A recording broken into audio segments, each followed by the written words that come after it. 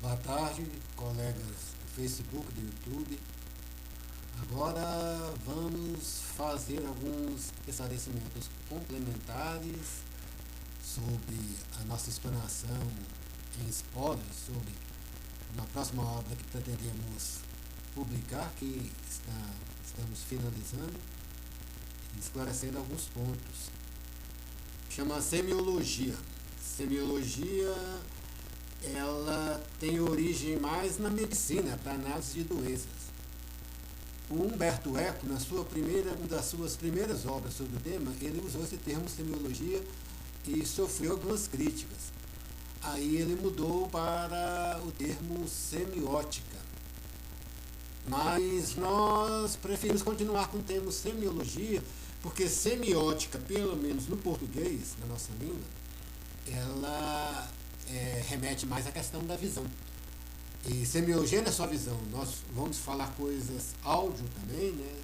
Músicas, coisas visuais e vamos ver também literatura, coisas escritas, que é uma coisa visual e é uma espécie de áudio interno. Foi uma das primeiras manifestações, né? Então, nós preferimos o termo semiologia nesse sentido de ampliar mais o nosso campo de estudos. Apesar de estar muito focado na questão da semiótica, muito focado na questão, no Brasil, na questão da televisão, que as novelas de televisão, que culturalmente são, no meio chamado intelectual, são meio desprezadas, né?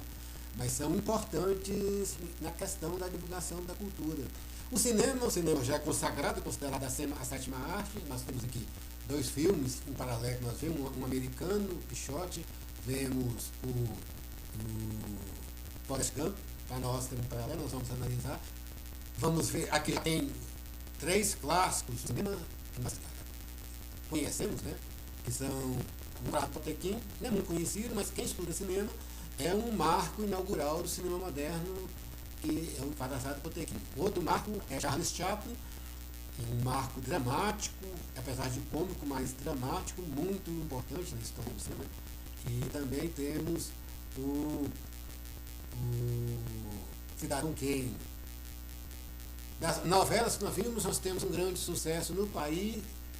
No Brasil, no início, ele não foi assim, não teve grande relevância, mas no estrangeiro é que ele conseguiu, que essa obra conseguiu uma certa relevância na cultura, que foi Escravizaura, como vemos aqui. Escravizaura.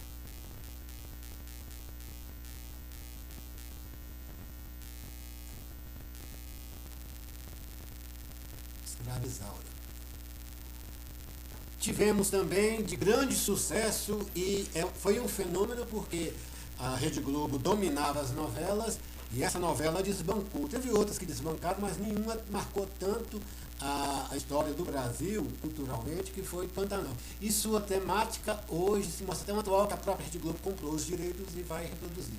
Nós vimos aqui Pichote e Forrest Gump, e aqui os marcos da história do início do cinema, que o Encoraçado Potequim, de Eisenstein, sobre uma revolta num navio na antiga Rússia, preliminar da Revolução Soviética.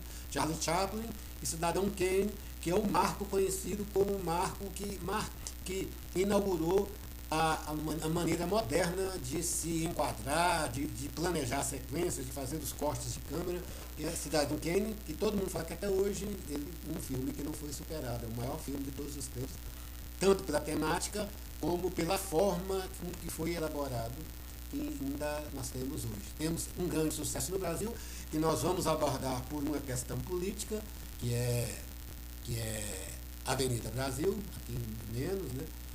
Tivemos, antes de Pantanal, na antiga Rede Tupi, uma novela chamada Aritana, que já tinha uma temática da mesma temática do Pantanal, mas não foi um grande sucesso em termos assim, mas não foi, lógico, um grande sucesso de público. Nessas obras nós vendo questão audiovisual, nós já tínhamos visto aqui, que é uma missa entre os índios, né? E a questão da cultura, vamos dizer, o sincretismo cultural.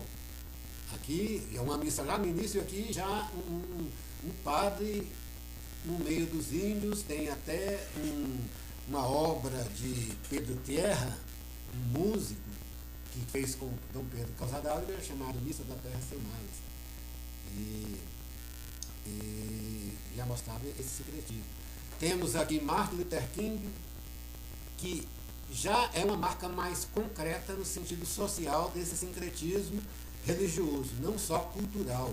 Martin Luther King é um pastor cristão, negro americano, e mártir, símbolo das lutas dos direitos civis na década de 60 do século passado. E até hoje ele é sempre lembrado nessa característica. E ali, na década de 60 do século passado, foi o auge, no nosso ver, do humanismo que surgiu com Descartes, né? Surgiu com a objeção e o confronto com a Igreja Católica. A Igreja Católica foi o bastião divulgador da metafísica. E por isso a questão metafísica foi muito atacada por Kant. Foi um dos primeiros a vir diretamente direcionado, uma obra crítica à razão pura, diretamente. Essa crítica é uma crítica direcionada à metafísica, à filosofia metafísica, principalmente da escolástica. Mas ele recobra um pouco da metafísica na crítica da razão prática. Esse processo nós vamos desconstruí-lo dentro da proposta desconstrutivista, no ponto de vista da sua semântica, do sentido que ele quis dar, que não vale, mas na questão da forma de abordagem e no sentido da teologia, da preocupação, a preocupação dele, nós vamos ver que se tornou atual a partir da queda do Muro de Berlim. Na queda do Muro de Berlim é que nós verificamos aquele filósofo Fukuyama falando no fim da história, na vitória da sociedade burguesa. E isso está sendo contestado por atos de terrorismo, por crises que voltaram, crises econômicas clássicas do capitalismo, que reclamam soluções de cunho, vamos dizer, socialistas, não dentro daquela perspectiva revolucionária do século XVIII, final do século XIX, início do século XX, mas dentro de uma perspectiva reguladora do keynesianismo. Então, e do outro lado, ressurgindo também como um certo ranço, porque derrubou o comunismo, veio o seu maior inimigo no século passado, que foi o nazifascismo. Surgiu o nazifascismo, que é também um ataque ao liberalismo, como nós vimos. Nós vamos analisar nessa obra a partir disso. E por ser uma semiologia, o maior ataque do nazifascismo, do novo nazifascismo, também vem da questão audiovisual e da questão também das leituras. Né? A audiovisual vem da internet, que é o campo em que mais se desenvolveu os políticos e as políticas nazifascistas. Eles são mestres, estão decaindo agora, mas eles são muito fortes na questão da internet. O maior expoente é Steve Bannon, que é um orientador do Trump, né? Mas ele a partir dele, ele orientou a nova direita, essa direita mais fundamentalista, a dominar os meios da internet. Nós vamos analisar isso dentro dessa proposta de semiologia. A nossa proposta de fundo também é uma análise do fim do homem, né? Nós vamos ver a morte do homem. Aqui, um outro ponto que nós queríamos realçar é que ele não ficou muito claro, porque não era muito a proposta, né? Mas tem um fator histórico muito importante que influenciou essa nova direita. E é o fator histórico do final da década de 60, de 70, em 1968, 69, que foi o assassino psicopata Charles Manson, que assassinou uma atriz de cinema chamada Sharon Tate, de certa relevância nos Estados Unidos, cinema ou de televisão, em 1969.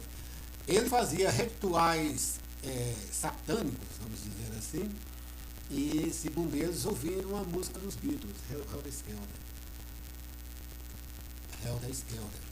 Depois desses e criou-se uma gangue que espalhou violência, se não me engano, na Califórnia, e ficou muito conhecida, e foi o início do fim para nós dessa questão clássica do humanismo e da questão do liberalismo também, por conta desse Helter Skelter dos Beatles. Até os Beatles, no final, iria proclamar que o sonho acabou. Iria proclamar que o sonho acabou. Skelter, o sonho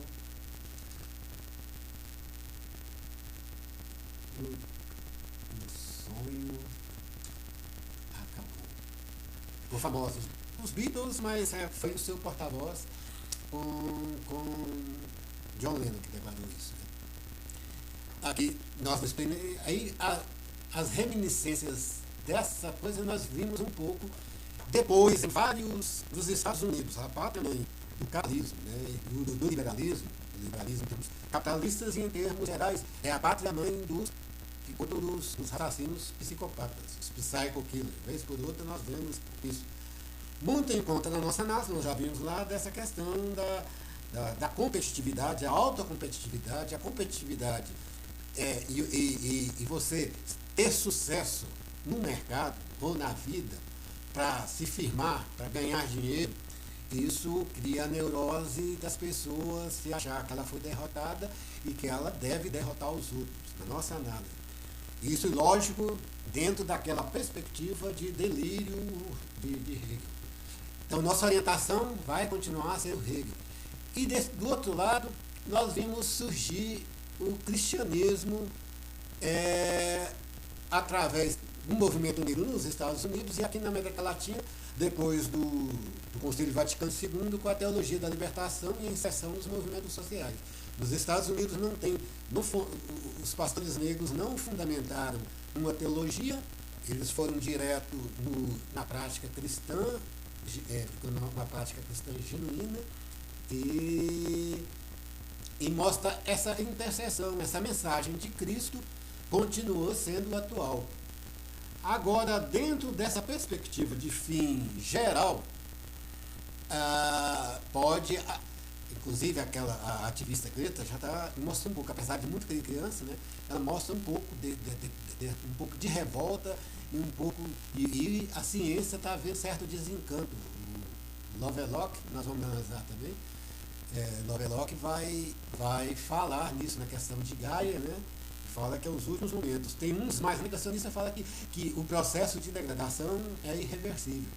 Então, volta de novo a mensagem do cristianismo. Na nossa análise, Hegel já tinha visto isso na função de formar consciência. Nós vimos lá na religião revelada, em que ele fala da morte e da ressurreição, indicando diretamente Cristo. Lá nós vimos, então, o cristianismo nessa questão da ressurreição continua sendo uma mensagem importante, mas agora no lado aplicado mais à questão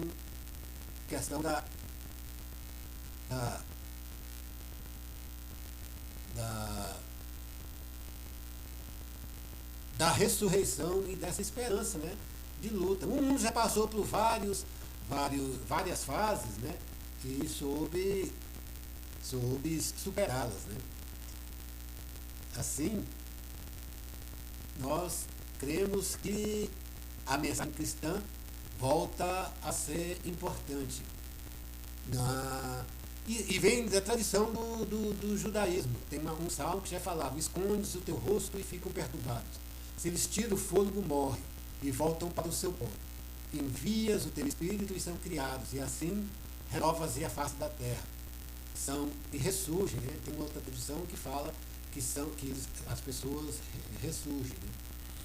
Fazendo mais uma correção, nós falamos de si e falamos de inconsciência. Mas não, nós vamos pegar duas obras de Searle, que é o neocantiano, muito esclarecedor nessa questão da formação da consciência. E nessa questão da evolução criadora, Bergson vai colocar essa luz nessa questão que o homem, que a criatividade também melhora, tem a perspectiva, né, a imaginação de superar as contradições, não só o simples jogo das forças intuitivas e da seleção natural.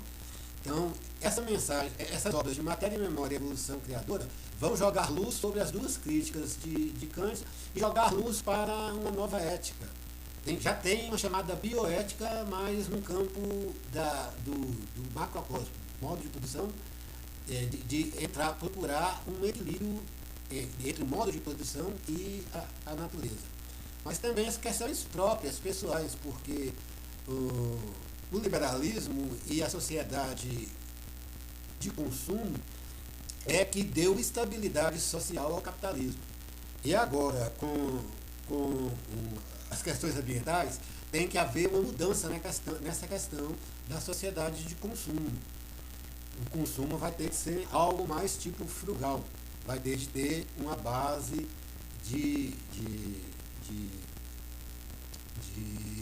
uma base pessoal de cada pessoa, de se disciplinar e aceitar essa adversidade para a construção de uma nova sociedade. Como o consumismo irrestrito, na forma que está agora, ele está contribuindo muito para a degradação social. Se utilizam muitos artefatos que não são recicláveis na natureza e está havendo morte de rios, né? E a questão da poluição mesmo dos automóveis, das máquinas, das indústrias, e que está acabando com a camada de ozônio, que é a camada protetora do raio solar, está tendo vamos dizer assim, secando os rios, né? Havendo problema hídrico, inclusive nós agora estamos passando. Então está tudo isso dentro, não foi nesse sentido que o Fukuyama falou. Alguns agora, na época nossa que nós começamos a escrever e a pensar, divulgou-se aqui que ele falava a morte do homem. Ele não fala isso, ele fala no sentido da consagração do homem. Não a morte, né? No fim do homem como preocupação. Nós falamos mais por conta que todas as suas necessidades e todos os seus problemas a sociedade capitalista tinha resolvido. Nós estamos vendo, voltando, que não. E mesmo esse individualismo necessário, tanto para consumo quanto para competitividade, está criando as neuroses dos psicopatas, e a sociedade de consumo pegou o sexo e a liberação sexual, ela foi utilizada como um meio de se propagar mais consumo. A liberação sexual da sociedade, esse liberalismo, mas serviu porque a partir da dominação dos desejos sexuais das pessoas, o capitalismo vai fornecendo produtos que são ligados a essa questão. Os produtos capitalistas indicam que a pessoa tem potência, que a pessoa é bonita, que a pessoa, principalmente o homem, mas também a mulher também se conquista mais o seu macho, a sua fêmea. Então está desenvolvendo esse lado interesseiro, individualista, e agora está virando até selvagem entre os homens. Então a liberação sexual para manipular o desejo individual está acirrando ainda mais essa sociedade capitalista. E além de tudo, está desequilibrando a questão individual. Voltamos de novo a Hegel, em que a consciência se vê como objeto. E agora, muito pior, a própria consciência está sendo um objeto, na chamada inteligência artificial. Estão forjando a consciência também ser um objeto, ser um robô. E com a internet nós vemos hoje muitas pessoas tratando o seu campo de ação como robôs ou como um algoritmo, que é mais ou menos isso, como se fosse objeto. A consciência humana é um algoritmo, é um objeto. Ela funciona dentro dessa uma espécie de propaganda. Essa vai ser a nossa análise, nosso plano de análise. E nesse sentido também, essa questão da crítica de Kant, quando ele parte desse lado individual, quando ele fala nessa questão da consciência transcendental, né? Não do lado metafísico, mas do lado da consciência, né? Ele tem um caminho ainda atual e contínuo. Essa preocupação de Kant, não as soluções que ele deu, que nós vamos ver que as soluções dele, principalmente da forma como foi aplicada, não se aplica hoje, está sendo utilizada para o ressurgimento de movimentos autoritários, mas a sua preocupação dessa questão da consciência é uma preocupação interessante, né? E até pelos dias atuais.